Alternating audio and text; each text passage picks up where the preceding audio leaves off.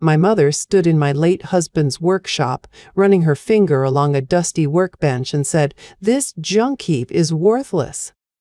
We're selling it to save your brother." I didn't argue. I just watched her walk out, knowing she had no idea what was hidden in the locked filing cabinet by the window.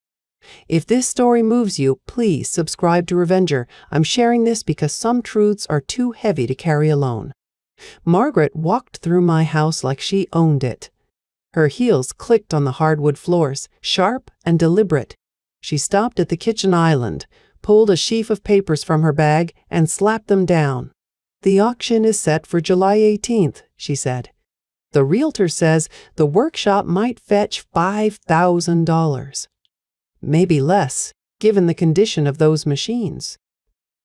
I said nothing. I poured myself a glass of water and took a sip.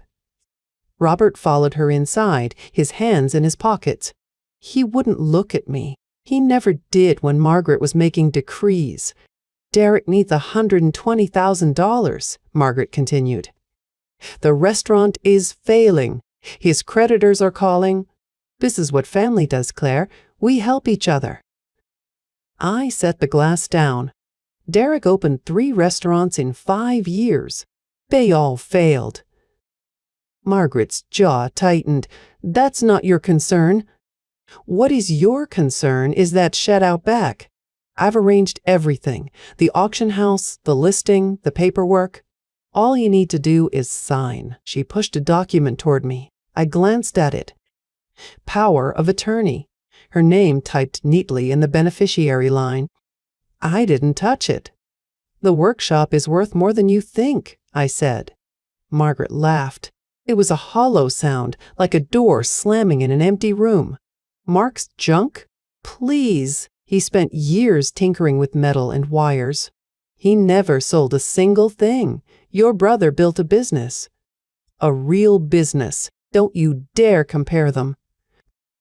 Derek appeared in the doorway, leaning against the frame with his arms crossed. He was wearing a polo shirt with his restaurant's logo. The buttons strained over his belly. He looked at me with that smirk I'd known since childhood. "Come on, Claire," he said. "At least it can pay off my mistakes. That's more than Mark ever did for this family." The words hit like a slap. I felt my face go still. I remembered something from 3 weeks before Mark died. He was hunched over his drafting table late at night. I brought him coffee. He looked up, eyes bright, and said, "I think I landed something big. A client who actually gets what I'm building. I'll tell you when it's solid." I asked if he wanted to store the papers in the house. He shook his head. "The filing cabinet is fine," he said. "Just don't lose the key." I'd forgotten that conversation until now. Margaret was talking again. Something about the auction preview on Sunday, about neighbors coming to see the equipment, about how I should be grateful they were handling everything. My hand went to my pocket. The key was still there. I'd kept it because I couldn't bring myself to open that cabinet after the funeral. "Are you listening to me?" Margaret snapped. "Yes," I said. "July 18th, Sunday preview. I'll be there." Her eyes narrowed. She didn't trust my cooperation. But she didn't push. "We'll pick you up at 11, she said. "Please try to look presentable." She gathered her papers and left. Derek followed, throwing me one last smirk over his shoulder. Robert lingered. He opened his mouth as if to say something, then closed it. He shook his head and walked out. I stood in the kitchen until I heard their car engine fade down the street. Then I waited 3 more minutes. I wanted to be sure. I walked to the back door. The workshop sat at the end of the yard, a gray metal structure with a single window. Mark had built it himself. I hadn't stepped inside since the day he died. The key turned in the lock. The door swung open. Dust particles floated in the evening light. The workbench was covered in tools and half-assembled parts. A blueprint was still pinned to the wall, curled at the edges. The filing cabinet stood by the window, locked. I crossed the room, knelt, and slid the key into the lock. It clicked open. I didn't know what I'd find. But I knew Mark well enough to trust that he never said something was big unless it was. I pulled open the top drawer. The manila folder was the first thing I saw. It sat in the top drawer of the filing cabinet, right on top of a stack of engineering notebooks. No dust on it. Someone had placed it there recently. I pulled it out and opened it on the workbench. A single piece of paper fell onto the concrete floor. I picked it up. It was a receipt from a notary named Linda Hayes, dated July 10th, 2023. 4 days ago. The service listed was a power of attorney for Claire Harrison. I had never met Linda Hayes. I had never signed a power of attorney. My hand stayed steady as I studied the receipt. My mother had forged my name. She had paid a notary to witness a signature that wasn't mine. All to sell my husband's life work without my consent. I set the receipt on the workbench and reached back into the folder. The next document was thicker, heavier paper. Legal size. I pulled it out and saw the letterhead first. Apex Robotics. The date was January 2nd, 2023. 13 days before Mark died. I started reading. The document was an acquisition agreement. Apex Robotics would pay $6,800,000 for exclusive rights to Mark's prototype. The prototype was described as a robotic arm actuator with proprietary precision control systems. Terms included a non-disclosure agreement, a liability waiver, and a transfer of intellectual property upon payment. The beneficiary section was clear. All proceeds were to be paid to Claire Harrison, spouse of the inventor. Mark had signed it. David Chen, Senior Acquisitions Manager, had signed it. Both signatures were dated January 2nd. I read it 3 times. $6.8 million for a prototype I had never seen. Mark had kept it secret. He had mentioned a big client, but he never told me how big. He never told me he had already signed the deal. And he never told me he had named me as the sole beneficiary. I leaned against the workbench and let out a breath I hadn't realized I was holding. The workshop was quiet. Dust motes drifted through the evening light. The blueprint on the wall showed a complex assembly of gears and wiring. I had watched him draw that blueprint. He had smiled when he finished it. That was the last time I saw him truly happy. The filing cabinet had more. I opened the second drawer. More notebooks, sketches, a folder of emails printed from Mark's personal account. I scanned them. Most were technical discussions with colleagues. But one was different. It was an email from David Chen at Apex, dated December 20th, 2022. It said, "Mark, the board approved the valuation. We're prepared to move forward at the agreed terms. Congratulations. This will change everything for you and Claire. Change everything." That was what Mark had said. 3 weeks before he died, he had come into the kitchen and said those exact words. "I think I landed something big, Claire. It's going to change everything." I had been washing dishes. I had smiled and said I was proud of him. I had not asked for details. I had not pressed. I had let him keep his secret, thinking there would be time. There was no more time.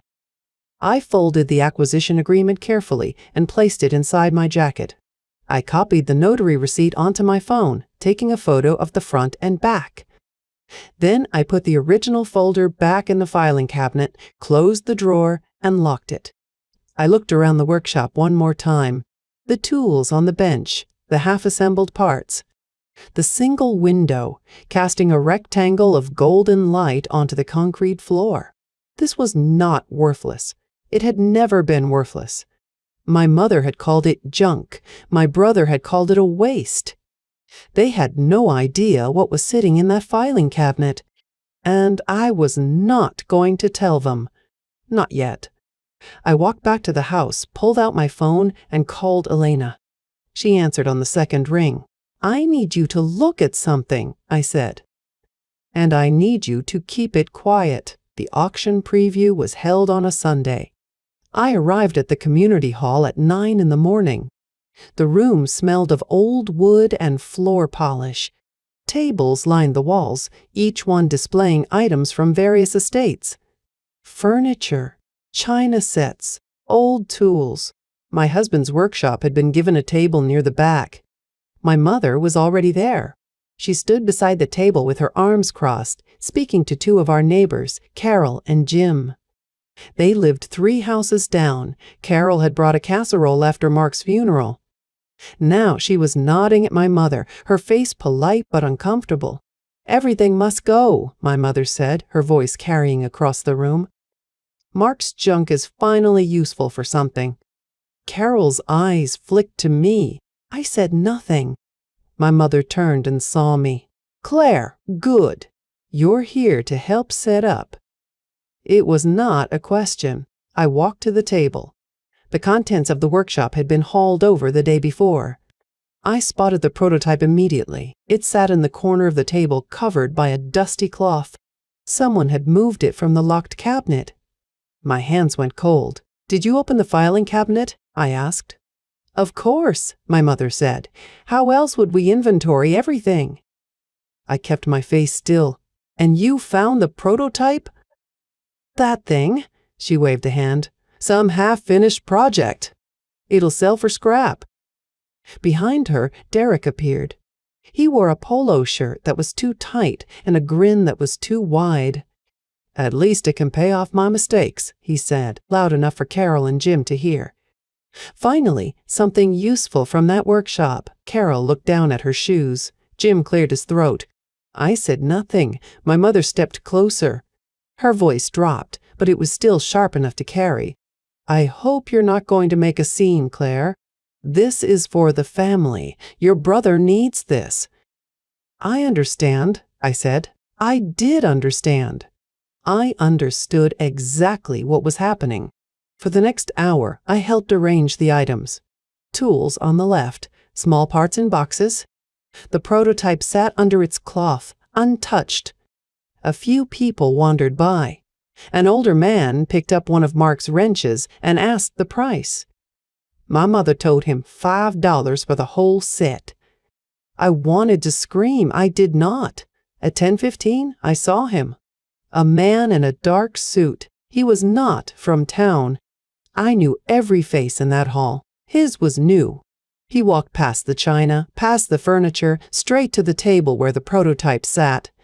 He lifted the cloth and studied it for a long moment. My mother noticed him. "Can I help you?" "Yes," he said. "I'm here to verify an item." She frowned. "Everything is for sale the day after tomorrow. You can bid like everyone else." He did not respond. He looked at me. His eyes were calm and professional. "Mrs. Harrison," he said. "Yes." "My name is David Chen. I'm with Apex Robotics. Your husband and I had an agreement. I'd like to confirm that the prototype is still intact." My mother stepped between us. "What agreement? What are you talking about?" David Chen did not look at her. He kept his eyes on me. "I was told the auction is in 2 days. Will the prototype be available for bidding?" "It's already listed," my mother snapped. "Everything is on the table. You can bid like anyone else." David Chen pulled a card from his jacket and handed it to me. "Please, call me if you have any questions, Mrs. "Oh, no." He turned and walked out. My mother stared at the door. "Who was that?" "I don't know," I said. I put the card in my pocket. Its weight felt like a stone. My mother's face was red. "If you're hiding something, Claire, tell me now." "I'm not hiding anything," I said. "The auction is in 2 days. You'll get what you want." She narrowed her eyes but said nothing. Derek had wandered off to talk to someone near the food table. I walked to the prototype and pulled the cloth back over it. My fingers brushed the metal casing. It was cold. It was real. Mark had touched this. He had built this. And he had made sure I would be protected. I looked at my mother across the room. She was laughing at something Carol said. Her back was to me. I smiled. Then I walked over to her and touched her arm. She turned. "I hope the auction goes well," I said. She blinked. "What?" "The day after tomorrow. I hope it goes exactly as you planned." She stared at me for a moment. Then she nodded. "It will." I nodded back. She had no idea what was coming. The community hall was packed. Folding chairs lined the back wall, and neighbors I had known for years sat watching. Carol, with her casserole smile. Jim from 3 houses down. People who had come to Mark's funeral and told me they were sorry for my loss.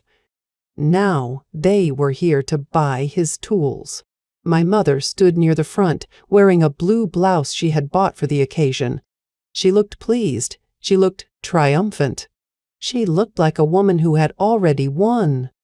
Derek sat beside her, arms crossed, legs spread wide. He kept checking his phone. Then he would look up at the prototype under the dusty cloth and smirk. I stood at the back of the room, near the door. The auctioneer climbed onto the small stage. He was a thin man with a gray mustache and a voice that carried. He welcomed everyone. He thanked them for coming. He explained that the estate of Mark Harrison was being liquidated and all proceeds would go to the family. I said nothing. He started with the small items. A set of wrenches, $12. A drill press, $40. A box of spare parts, $18. The crowd was polite. They bid low. They bought things they didn't need because they wanted to help. Then he got to the prototype. "Next up," he said, "we have an unusual item. A mechanical assembly of some kind, marked as prototype number 1. We'll start the bidding at $5,000. My mother leaned forward. She smiled. "5,000, a voice said. It was David Chen. He stood against the far wall. He had been there the whole time, watching silently. No one had noticed him. The auctioneer nodded. 5,000 from the gentleman in the back. "Do I hear 5,500? My mother's smile faltered. She looked at the prototype. She looked at David Chen. She did not understand. 6,000, someone else said. 7, David Chen said. 8. Then the room went quiet. People turned. My mother stood up. "What is happening?" she said. 50,000, David Chen said. The auctioneer blinked. "I'm sorry, sir." "Did you say 50,000? "Yes," David Chen said. He pulled a card from his jacket. "I am prepared to bid $6,800,000 for this prototype, on behalf of Apex Robotics." The room exploded. People gasped. Chairs scraped against the floor. My mother spun around. Her face was white. "That's impossible," she said. "That's junk. It's worthless." "It is not worthless," David Chen said. He walked to the stage. He pulled a document from his jacket. "This prototype is covered by an acquisition agreement signed by Mark Harrison and Apex Robotics on January 2nd, 2023. The agreement states that Apex Robotics will pay $6,800,000 for exclusive rights to this prototype. The beneficiary is Claire Harrison." "You're lying," Derek shouted. He was on his feet now, face red. "That's not real. That's a scam." "Check the signature," David Chen said. He handed the document to the auctioneer. The auctioneer read it. His eyes went wide. "It's signed," the auctioneer said. "It's notarized." "Show me," my mother demanded. She rushed to the stage. She grabbed the paper. She read it. Her hand started shaking. "This can't be real," she said. "It's real," I said. Everyone turned to look at me. I walked to the front of the room. I pulled out my phone and displayed the photographs of the receipt. The notary receipt, the one my mother had forged. "Mom," I said, "you told me this workshop was junk. You told me Mark's work was a waste. You forged my signature on a power of attorney to sell this workshop without my consent. You claimed I visited a notary I never met. You paid Linda Hayes to witness my name in ink." "I did not," my mother said. "You did," I said. I held up the phone. July 10, 2023. Linda Hayes. Notary Public. Receipt for a power of attorney document bearing my signature. Except I never signed it. My mother's jaw tightened. Derek was pacing now. "This is insane," he said. "You can't do this. That money belongs to the family." "It does not," I said. "The agreement names me as sole beneficiary. Mark wrote it that way. He knew exactly what he was doing." The auctioneer cleared his throat. "Ladies and gentlemen, this auction cannot proceed as planned. The prototype is under a binding agreement. The sale is void." "Void?" my mother screamed. "This is my house. This is my property. I have every right to sell it." "You have no rights," I said. My voice was quiet. The room fell silent again. "You forged my signature." "You committed fraud. You tried to steal $6.8 million from your own daughter." Her mouth opened. Nothing came out. Robert stood up from his seat.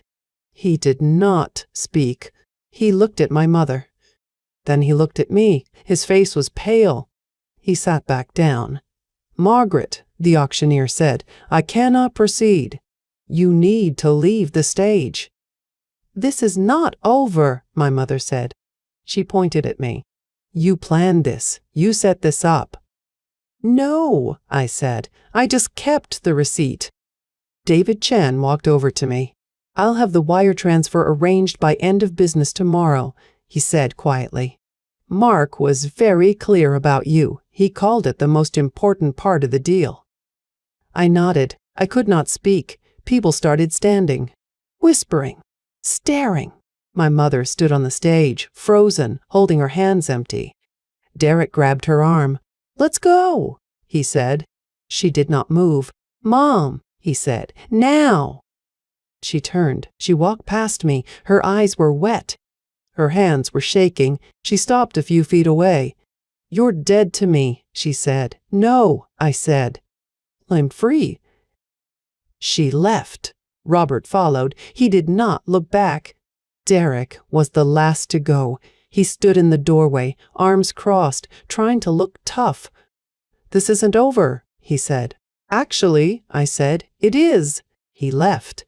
The room emptied. Carol came to me and touched my arm. "Are you okay?" she said. I nodded. I walked to the prototype.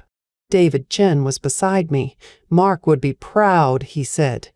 I did not answer. I put my hand on the cold metal.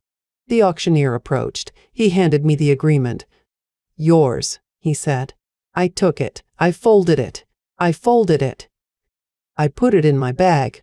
Then I walked out of the building and into the Oregon afternoon. My mother's car was gone. Tomorrow, the money would arrive. After that, everything would change.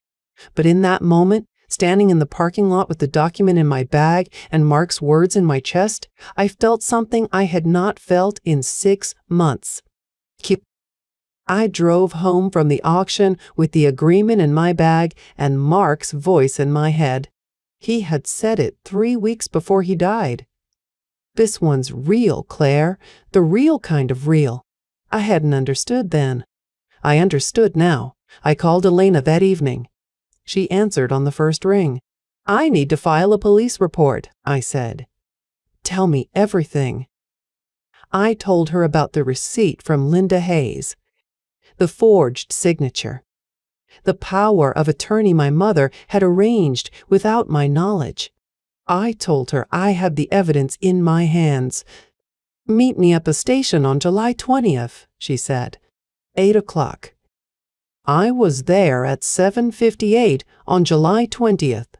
2 minutes early. The police station smelled like coffee and copy paper. Elena was waiting inside with a folder. She looked professional. "Sharp, ready. You have the receipt?" she said. I handed it to her, front and back. I photographed it too. "And the power of attorney document?"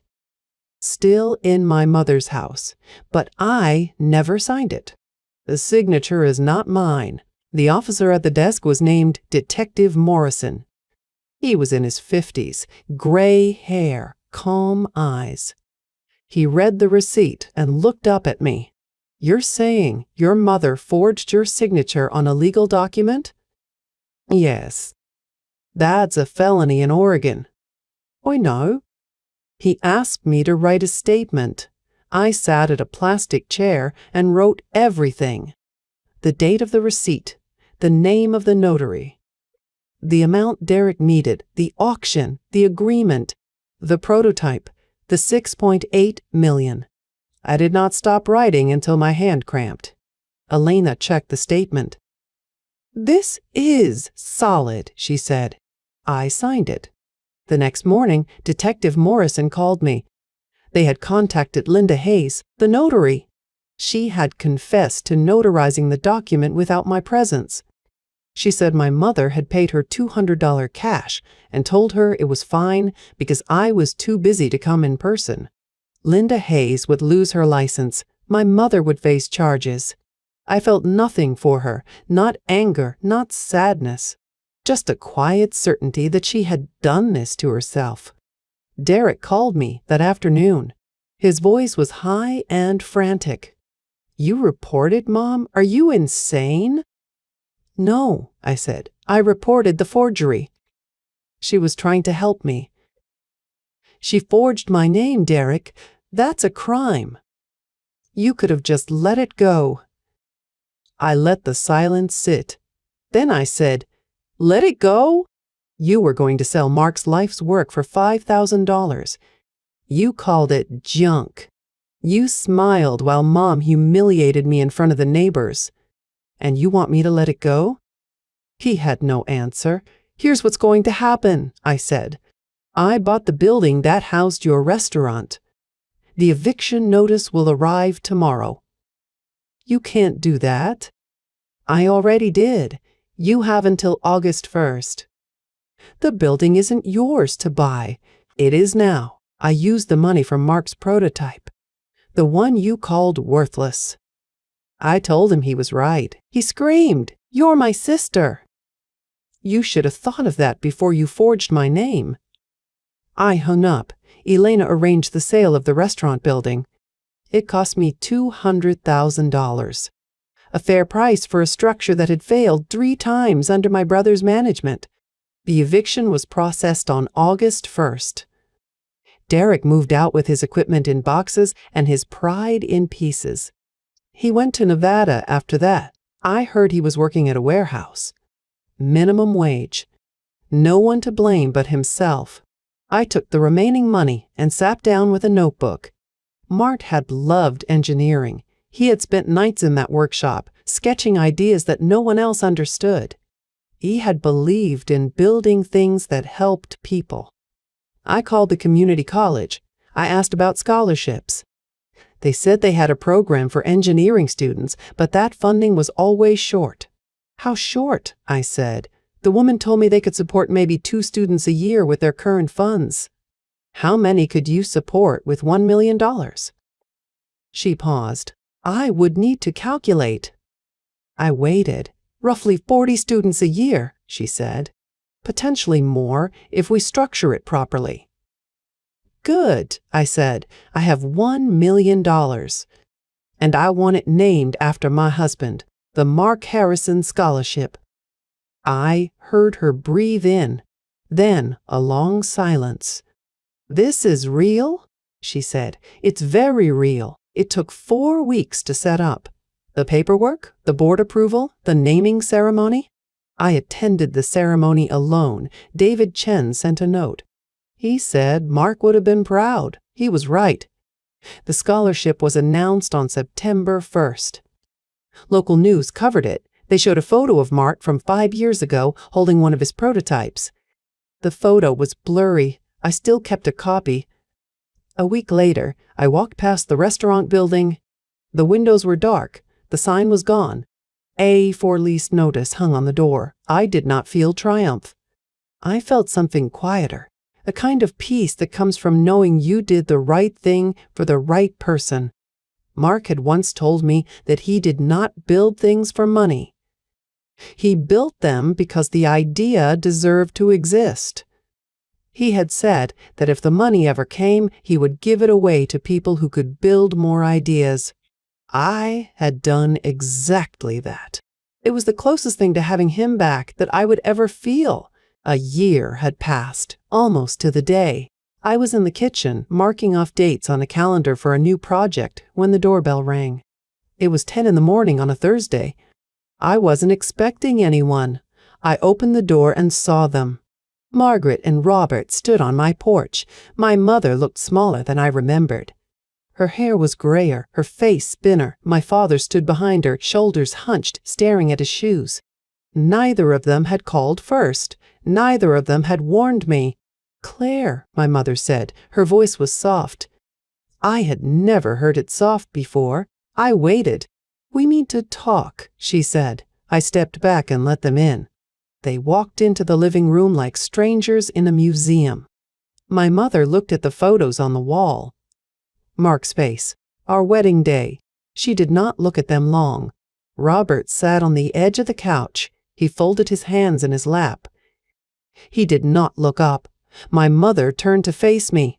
"The legal fees," she said. $50,000. "We don't have it." I said nothing. "The lawyer says we might lose the house."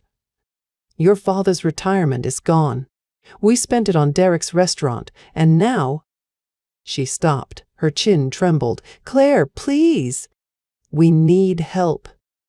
I looked at her, at the woman who had called Mark's workshop worthless, who had forged my name, who had stood in a community hall and told the world that my husband's life's work was junk. "You said the workshop was worthless," I said. My voice was calm, flat. My mother flinched. "You said Mark's junk was finally useful for something," I said. "You arranged an auction without my consent. You signed my name." "Claire, I was trying to help Derek," she said. "You were trying to save Derek," I said. "Mark's workshop was never worthless. You just couldn't see its value." Robert cleared his throat. He looked up at me. His eyes were wet. "I knew," he said. "I knew about the forgery." I didn't stop her. I let the words hang. "I know you knew, Dad." He looked away. My mother took a step toward me. "Claire, we are your parents. We made mistakes, but we are family." I felt nothing. "I am your daughter," I said, "and you used my grief as an opportunity. You tried to steal from me, from Mark's legacy. You treated his memory like a debt you could sell." I walked to the door and opened it. "I cannot help you." My mother opened her mouth, closed it. Robert stood up slowly. He looked at me for a long moment. Then he walked out without a word. My mother stopped in the doorway. "So this is it?" she said. "You're just going to cut us off?" I looked at her. I remembered the receipt, the forged signature, the auctioneer's voice calling out, "Bids." David Chen stepping forward. "Yes," I said. "This is it." I closed the door. I stood in the hallway for a long time. The house was quiet. I walked to the kitchen and poured a glass of water. I drank it slowly. Then I picked up the phone. 2 weeks later, I signed the papers donating the workshop to the local makerspace. I walked through the building on the day the keys changed hands. The workbench was still there, the concrete floor, the single window. A group of teenagers stood around a table looking at a blueprint. One of them pointed at a gear and grinned. I left without saying a word. That evening, I sat on the porch and watched the sun set over the Oregon coast. The sky was orange and pink. The wind smelled like salt. I thought about Mark, about the night he told me about the big client, about the way his eyes lit up when he talked about the prototype, about the locked filing cabinet and the notary receipt and the auction. I thought about my mother standing on my porch, begging. I did not feel anger. I did not feel triumph.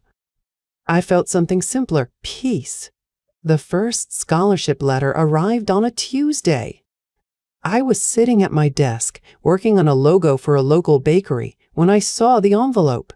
It was from the community college. I opened it with a butter knife. The paper inside was thick, the kind you only get for important things. "Dear Miss Harrison," it began, "I am writing to thank you for the Mark Harrison Scholarship. My name is Amelia Torres. I am the first person in my family to attend college. I am studying mechanical engineering. I read the letter 3 times." Amelia wrote that she had always loved taking things apart. Clocks, toasters, her mother's sewing machine. She never knew where the interest came from. She told me that her father was a fisherman and that she spent her summers on his boat fixing the engine. She said she wanted to build things that helped people.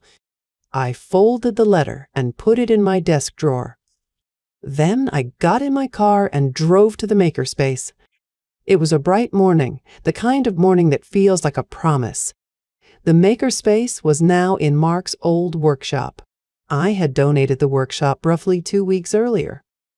Tools, machinery, the workbench, everything except Mark's blueprints. Those I kept. I parked and walked inside.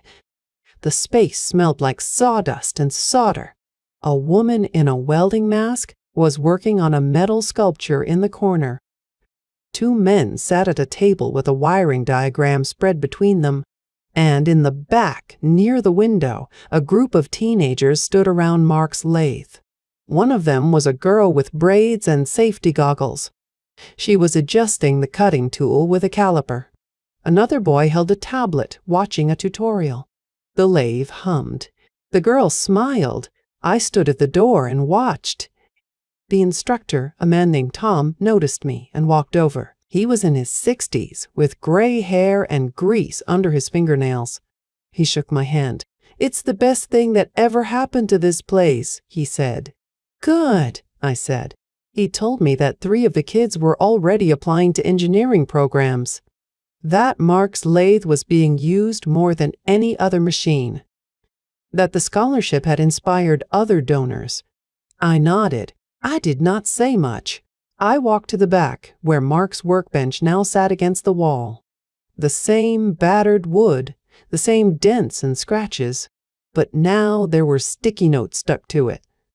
Measurements, reminders, a drawing of a robot. I touched the edge of the bench. Mark would have loved this, I thought. Not the money, not the recognition. This, the noise, the smell, the kid with the safety goggles making something from scratch. I stayed for 20 minutes, then left. Outside, the sun was warm. I walked to my car and sat in the driver's seat with the windows down. A seabird landed on a lamppost and watched me. I thought about the year that had passed. My mother's case was still moving through the courts. Her lawyer had tried to reach a settlement. Elena told me no. The notary had already given a statement, so there was no way out. My parents were selling their house to cover the legal fees. A realtor's sign appeared in their front yard last month. Derek was in Nevada, working at a warehouse. I knew because someone from the town told me. He had called me once, 6 months ago, from a number I did not recognize. I did not answer. I had no regrets. The scholarship was real. The makerspace was real. The teenagers with the goggles and the drawings and the dreams were real. That mattered more than their begging, more than the 50,000 they needed. More than any of it. I started the car and drove home. That evening, I sat on the porch again. The sky was gray, the ocean calm. I held the letter from Amelia in my hands. I thought about what my mother had said at the auction. That Mark's work was worthless, that the workshop was junk. She had been so certain, but certainty is not the same as truth. She saw tools and metal. She saw a loss of time. She never saw what Mark was building, what he was becoming, what he left behind. Greed blinds people to true worth, I thought. Not just to money, to meaning, to love, to the quiet things that matter. She could not see them, so she tried to sell them. And she lost everything. I folded Amelia's letter and put it in my jacket pocket. The wind picked up. The first stars appeared over the water. I thought of Mark standing in his workshop, holding the prototype, his face lit with pride. "One more," he had said. "Just need one more." He never got the one more, but he got the legacy. And that was enough. Thank you for listening to this story. If you enjoyed it, please like and subscribe.